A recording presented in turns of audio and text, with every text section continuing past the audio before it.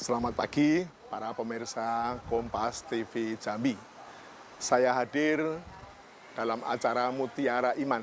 Saya Pastor Pius Pujawianto SC yang bertugas di Paroki Santa Teresia Jambi. Mari kita mengawali acara Mutiara Iman ini dengan berdoa. Dalam nama Bapa dan Putra dan Roh Kudus. Amin. Tuhan yang penuh kasih, bukalah hati setiap orang, penuhilah kami dengan Roh Kudus-Mu, agar kami mampu berjumpa dengan Sang Juru Selamat kami Tuhan Yesus, melalui saksi-saksinya juga, mendengarkan sabdanya, supaya kami semakin mengenal Engkau, meneguhkan iman kami, supaya kami dapat hidup yang berkenan kepadamu, membawa damai, membawa sukacita dalam keluarga dan di tengah masyarakat. Berkatilah kami semua ya Tuhan, dalam nama Bapa dan Putra dan Roh Kudus. Amin. Pada kesempatan ini, saya akan membacakan bacaan untuk kalender harian pada tanggal 15 Mei. Kita baca dari Kisah Para Rasul bab 20 ayat 28 sampai 38. Dalam perpisahan dengan para penatua jemaat dari Efesus, Paulus berkata, "Jagalah dirimu dan jagalah seluruh kawanan, karena kamulah yang ditetapkan Roh Kudus menjadi penilik untuk menggembalakan jemaat Allah yang diperolehnya dengan darah anaknya sendiri. Aku tahu bahwa sesudah aku pergi, serigala-serigala yang ganas akan masuk ke tengah-tengah kamu dan tidak akan menyayangkan kawanan itu. Bahkan dari antara kamu sendiri akan muncul beberapa orang yang dengan ajaran palsu berusaha menarik murid-murid dari jalan yang benar supaya mengikuti mereka. Sebab itu berjaga-jagalah dan ingatlah bahwa aku 3 tahun lamanya siang malam dengan tiada henti-hentinya menasihati kamu masing-masing dengan mencucurkan air mata. Dan sekarang aku menyerahkan kamu kepada Tuhan dan kepada firman kasih karunia-Nya yang berkuasa membangun kamu dan berkuasa pula menganugerahkan kepada kamu bagian yang ditentukan bagi semua orang yang telah dikuduskan. Perak atau emas atau pakaian tidak pernah aku ingini dari siapapun juga.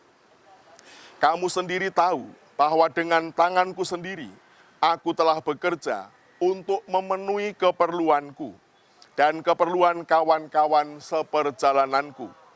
Dalam segala sesuatu telah kuberikan contoh kepada kamu, bahwa dengan bekerja demikian kita harus membantu orang-orang yang lemah, dan harus mengingat perkataan Tuhan Yesus. Sebab ia sendiri telah mengatakan, adalah lebih berbahagia memberi daripada menerima. Sesudah mengucapkan kata-kata itu, Paulus berlutut dan berdoa bersama-sama dengan mereka semua. Maka menangislah mereka semua terseduh-seduh, dan sambil memeluk Paulus, mereka berulang-ulang mencium dia. Mereka sangat berduka cita, terlebih-lebih karena Paulus katakan bahwa mereka tidak akan melihat mukanya lagi. Lalu mereka mengantar dia ke kapal. Demikianlah sabda Tuhan. Syukur kepada Allah. Saudara-saudara yang terkasih, sangat menarik orang yang telah mengenal Tuhan Yesus, yang pernah mengalami pertobatan yang besar, dari orang yang tidak percaya kepada Yesus sebagai Tuhan menjadi orang yang percaya. Itulah Paulus, sangat terkenal. Bahkan sampai hari ini, begitu banyak orang bisa merubah hidupnya karena kesaksian orang yang telah bertobat ini. Dari yang ditulisnya yang baru saja kita dengar, bagaimana dia selama 3 tahun berada di Efesus. Di sana pun ia bekerja keras, bekerja untuk mencari nafkah, tidak menggantungkan orang lain. Bahkan Paulus sampai mengatakan bahwa yang paling penting bukan hal-hal duniawi, maka dia bisa mengatakan, ya, emas, perak, dan sebagainya itu tidak berguna baginya. Yang paling penting adalah bagaimana kekuatan hidupnya berasal dari Roh Kudus. Dan lihatlah, dia punya nasihat yang sangat luar biasa. Orang-orang yang kuat harus membantu orang-orang yang lemah. Maka orang yang beriman, orang yang percaya kepada Tuhan, orang yang belajar kebaikan, orang yang bertekun berdoa, mestinya menjadi orang-orang yang kuat secara iman. Tetapi orang yang bekerja keras juga kuat secara finansial. Maka lihatlah bagaimana Paulus ini, kalau dia bekerja hasilnya juga tidak dinikmati sendiri. Selalu peduli kepada orang yang lemah. Tetapi kita juga tahu bagaimana Paulus itu berjalan kemana-mana. Yang diwartakan yang paling penting, yakni yang diimaninya. Maka sebagai sumber pewartaannya, ya tentu Yesus sebagai Tuhan. Dan begitu banyak orang yang bereaksi berbeda-beda.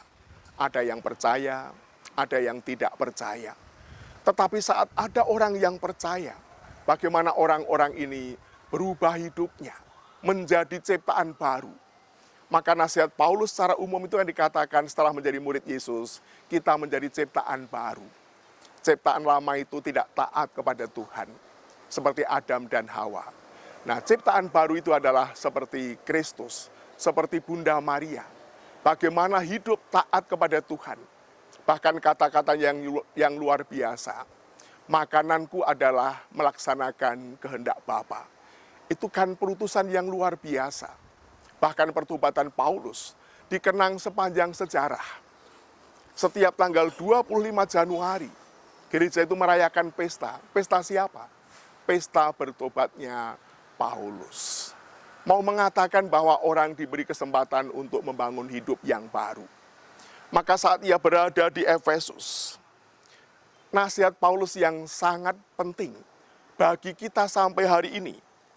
Jagalah dirimu dan jagalah seluruh kawanan, karena kamulah yang ditetapkan Roh Kudus menjadi penilik untuk menggembalakan jemaat Allah yang diperolehnya dengan darah anaknya sendiri. Setiap orang yang beriman diberi kesempatan untuk saling menjaga. Menjaga supaya tetap hidup sebagai orang yang beriman. Menjaga supaya tetap hidup sebagai orang yang telah menjadi milik Tuhan kembali. Dan orang-orang hanya bisa menjaga dirinya saat dipenuhi dengan Roh Kudus. Maka Santo Paulus pun juga menasihatkan, menjadi orang beriman, menjadi murid Yesus, menjadi orang yang percaya kepada Tuhan. Selama hidup di dunia itu tantangannya juga banyak. Paulus mengatakan, kamu akan menghadapi serigala-serigala. Apa yang dilakukan serigala? Ya menerkam mangsanya. Sedangkan yang kita ikuti ini adalah sang anak domba. Bukan menakutkan. Maka Yesus pun juga dikatakan sebagai anak domba Allah. Karena dia memang memberikan hidupnya untuk memberikan sumber kehidupan baru. Kemudian Paulus juga mengingatkan, ada juga ajaran-ajaran palsu. Berarti orang beriman itu bisa membedakan, bisa tahu mana yang benar, mana yang palsu. Supaya bisa punya kepekaan itu. Yang harus dimohon adalah karunia Roh Kudus. Kita masih berada dalam masa Paskah, dan kita saat-saat mempersiapkan diri untuk merayakan Pentakosta nanti pada hari Minggu, tanggal 19 ini. Kita semua akan dikaruniai Roh Kudus itu. Itulah karunia Tuhan, supaya setiap orang itu bisa membedakan mana ajaran yang benar, mana ajaran yang palsu. Dan saat orang sudah menemukan ajaran yang benar, ya seperti Paulus, bagaimana dia memberi kekuatan satu dengan yang lain.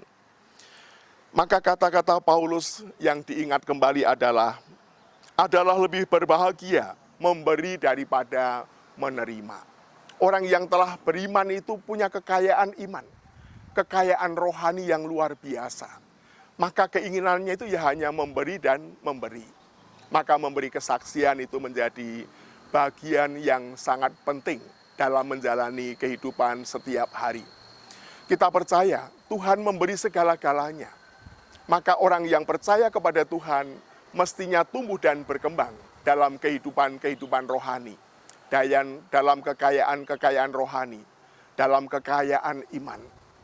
Bagaimana orang bisa mengisi batinnya, mengisi pikirannya, mengisi hidupnya, mengisi keluarganya, cukup hadir, membuka diri bagi kehadiran Tuhan dengan doa sebentar, mendengarkan sabda Tuhan seperti yang baru saja saya bacakan tadi. Kesempatan-kesempatan itulah yang menjadi kesempatan yang luar biasa bagi setiap orang. Dalam kehidupan setiap hari memang banyak yang boleh kita dengar, banyak yang boleh kita lihat. Tetapi lihatlah dengan kacamata baru sebagai orang yang beriman, sebagai orang yang percaya kepada Tuhan. Dan siapapun orang-orang yang bisa tahu rencana dan kehendak Tuhan, Dia akan membimbing batinnya, membimbing hati nuraninya. Kemudian juga punya daya kekuatan untuk mengusir, untuk membersihkan diri, untuk mengalami pertobatan. Pertobatan itu penting karena saat orang itu belum percaya, yang berkuasa itu yang jahat. Roh jahat pun juga bisa masuk dalam diri setiap orang. Dan kita tahu, begitu pahitnya kalau dalam keluarga kita ada orang-orang yang hatinya jahat, ada yang pikirannya jahat. Antar saudara pun bisa saling mencelakai. Antar saudara pun bisa saling membunuh. Bahkan antar saudara pun bagaimana permusuhan bisa bertahun-tahun. Maka sabda Tuhan hari ini meneguhkan kita kembali. Sebagai orang beriman, hendaklah saling memelihara satu dengan yang lain. Jadikan dirimu orang yang berharga, karena telah ditebus oleh Tuhan Yesus, yang memberikan tubuh dan darahnya, memberikan hidupnya bagi setiap orang. Anugerah ini jangan disia-siakan. Amin. Kita tutup dengan doa. Dalam Bapa dan Putra dan Roh Kudus, amin. Tuhan yang penuh kasih, kami mengucap syukur, boleh menyambut kehadiran-Mu dalam sabda-Mu. Lebih-lebih melalui kesaksian iman dari Santo Paulus. Bagaimana ia berperan dalam gereja-Mu. Maka jadikanlah kami juga orang-orang yang mengalami pertobatan. Supaya kami dapat menjadi orang-orang yang berperan dalam keluarga, dalam kehidupan di masyarakat, dalam negara kami. Anugerahkanlah kedamaian, kemampuan untuk melakukan apa yang baik dan benar, supaya kami ini benar-benar menjadi berkat satu sama lain. Amin. Dalam Bapa dan Putra dan Roh Kudus. Amin.